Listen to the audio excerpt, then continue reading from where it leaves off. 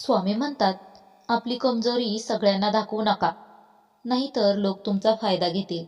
या जगात प्रत्येकाच्या चेहऱ्यावर हसू असतं, पण प्रत्येक हसण्यामागे नियत स्वच्छ नसते. जर तुम्ही प्रत्येकाला तुमच्या वेदनांबद्दल सांगाल, तर बहुतेक लोक फक्त ऐकतील, पण समजून कोणी घेणार नाही. काही लोक तुमच्या अडचणीला हत्यार बनवतील आणि वेळ आल्यावर त्याचाच वापर करून तुम्हाला खाली पाडतील.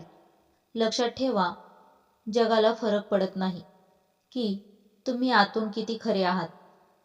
त्याला फक्त बाहेरून एक कुमकुवत व्यक्ती हवा असतो, ज्यावर दबाव टाकला जाऊ शकेल, ज्याचा फायदा घेतला जाऊ शकेल. म्हणूनच आपली कमजोरी लपवू नका, तिला सांभाळा, तिला तुमची ताकद बनवा. एक अशी आग जी तुम्हाला मजबूत बनवते, ना की दुसऱ्यांच्या हाताची ठिणगी. प्रत्येक गोष्ट सगळ्यांना सांगू नका, प्रत्येक वेदना प्रत्येकांसमोर मांडू नका, कारण जेव्हा लोकांना कळेल की कोणतं बटन दाबून तुम्हाला मोडलं जाऊ शकतं, तेव्हा विश्वास ठेवा, ते तेच बटन दाबतील. मजबूत दिसणं दिखावा नाही, हे एक गरजेचं प्रोटेक्शन आहे. योग्य शब्द योग्य वेळी वापरा, नाहीतर तुम्हाला कोणीही सिरियसली घेणार नाही. या जगात शब्द फक्त बोलणं नसतात, हे तलवारी असतात. जर तुम्ही योग्य वेळी योग्य शब्दांचा वापर केला नाही, तर लोक तुम्हाला दुर्लक्षित करतील, तुमची चेष्टा करतील आणि तुम्हाला कधीही सिरियसली घेणार नाहीत. बघा, जे लोक जगाला नियंत्रित करतात ते डोक्याने खेळतात. त्यांच्या शब्दांनी मोठे नेते, व्यावसायिक आणि यशस्वी लोक जाणतात की कधी काय बोलायचं आणि कसं बोलायचं. जर तुम्ही उगाच बकवास करत राहिलात, तर लोक तुम्हाला हलक्यात घेतील. पण जेव्हा तुम्ही कमी बोलाल, विचारपूर्वक बोलाल आणि प्रत्येक शब्द वजनदार असेल, तेव्हा लोक तुम्हाला लक्ष देऊन ऐकतील, तुमचा आदर करतील. जगात जिंकायचं असेल तर तुम्हाला शब्दांना हत्यार बनवा. प्रत्येक गोष्ट विचारपूर्वक बोला, शक्तिशाली आवाजात बोला आणि असं बोला की समोरची व्यक्ती तुमचं म्हणणं खोडूनच काढू शकणार नाही. शब्द ही जादू आहे, ज्याने जग जिंकवलं जातं. स्वतःचा आदर करा, नाहीतर जग तुम्हाला रद्दी समजेल. जर तुम्ही स्वतःचा आदर केला नाही, तर जग तुम्हाला एक फुटपाथ समजेल, ज्यावर प्रत्येक जण आपले घाणेरडे बूट पुसून निघून जातील. लोकांना फरक पडत नाही की तुम्ही किती चांगले आहात, किती मेहनत करता किंवा तुमचं हृदय किती मोठं आहे. जर तुम्ही स्वतःला कमकुवत दाखवलं, जर तुम्ही इतरांसमोर तुमचं मूल्य कमी केलं, तर लोक तुम्हाला कचरा समजून बाजूला करतील. जगाचं सर्वात मोठं सत्य हेच आहे, तुमचा रिस्पेक्ट आधी तुमच्यापासून सुरू होतो. जेव्हा तुम्ही स्वतःला कमी लेखता, तेव्हा लोक तुम्हाला आणखी खाली पाडू लागतात. म्हणूनच जाऊ दे, जगाला स्वतःचा आदर सर्वात आधी करा. आपल्या बोलण्यावर, आपल्या निर्णयावर ठाम राहा.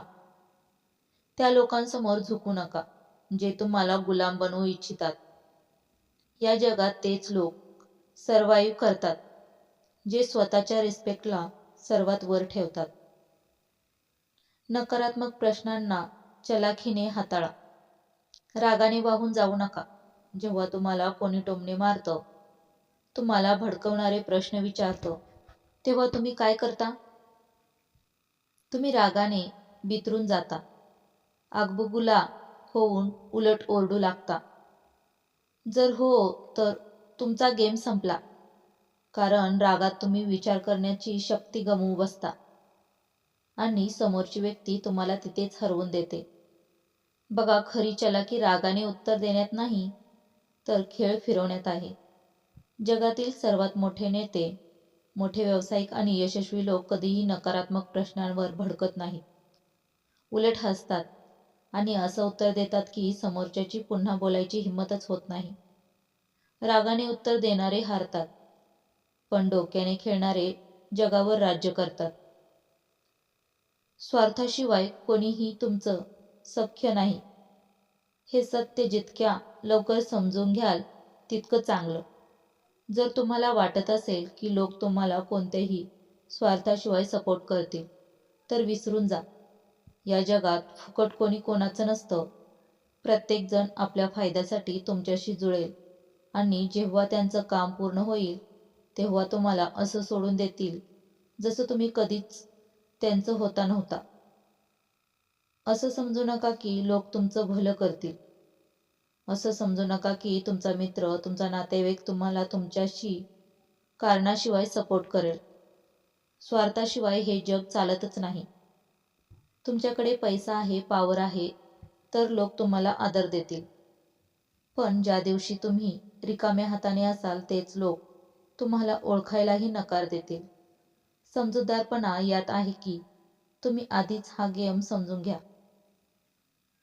जर तुम्हाला कोणाकडून काम काढून घ्यायचं असेल तर त्याला त्याचा फायदा दाखवा. स्वार्थाशिवाय कोणीही तुमची साथ देणार नाही.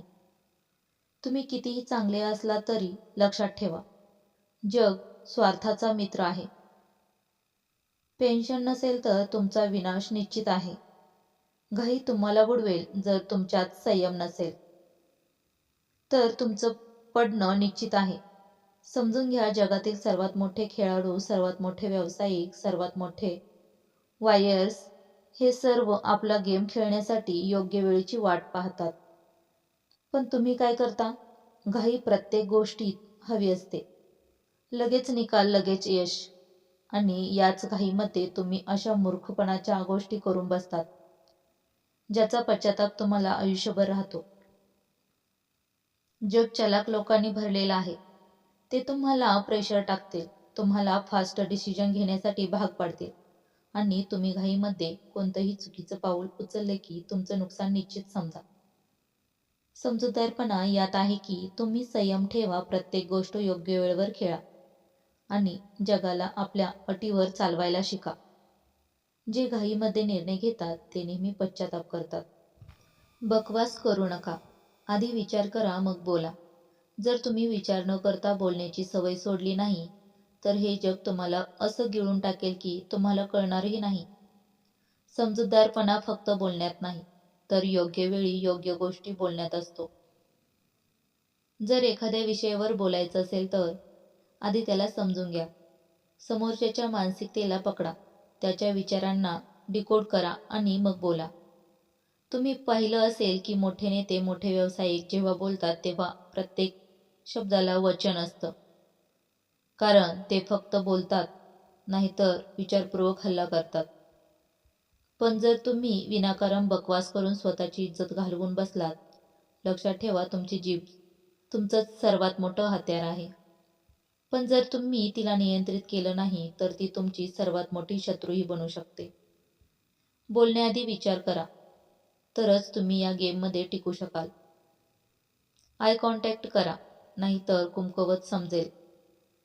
जर तुम्ही कोणाशी बोलताना त्याच्या डोळ्यात पाहू शकत नाही तर समोरची व्यक्ती तुम्हाला कुमकुवत समजेल. जग फक्त त्या लोकांना सिरियसली घेतं जे स्वतःला सिरियसली घेतात. आणि तुमचा आय कॉन्टॅक्ट हे ठरवतो की समोरची व्यक्ती तुम्हाला किती आदर देईल. जेव्हा तुम्ही कोणाशी डोळे मिटवून बोलता तेव्हा समोरची व्यक्ती तुम्हाला हलक्यात घेण्याची हिंमत करत नाही. पण जर तुम्ही तुमच्या नजरा झुकवल्या, इकडे तिकडे पाहू लागलात तर समोरची व्यक्ती समजून जाईल की तुम्ही स्वतःच्या बोलण्यावर विश्वास ठेवत नाही आणि मग तो तुम्हाला दाबून टाकेल, तुम्हाला नियंत्रित करेल. तुम्ही व्यावसायिक असा किंवा बॉक्सर, प्रत्येकजण आय कॉन्टॅक्टने आपली ताकद दाखवतो. म्हणूनच पुढच्या वेळी जेव्हा बोलाल तेव्हा डोळ्यात डोळे घाला आणि सांगून टाका की तुम्ही कोणी हलके व्यक्ती नाही. जर तुम्ही चांगले व्यक्ती आहात, प्रामाणिक आहात, कोणाशीही चुकीचं करत नाही, तर याचा अर्थ असा नाही की जग तुम्हाला सोडून देईल. सरळ लाकूड सर्वात आधी कापलं जातं आणि सरळ साध्या व्यक्तीला सर्वात जास्त लुटलं जातं. जर तुमच्यात भीती, संकोच किंवा जास्त भोळेपणाची भावना आली तर जग तुम्हाला गिळून टाकेल आणि तुमच्याकडे पश्चाताप करण्याशिवाय काहीही उरणार नाही.